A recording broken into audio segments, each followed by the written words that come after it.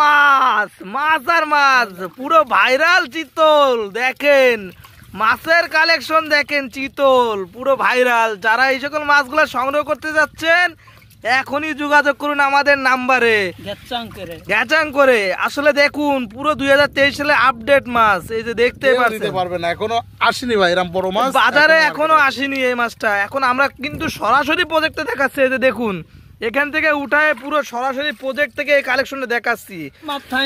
মাথায় নষ্ট মামা আবার অনেকে প্রশ্ন করেন ভাই শুধু মাছ দেখান খাওয়াবো কি ভাই এই মাছের জন্য যে ফেদু মাছ বা কানপুনা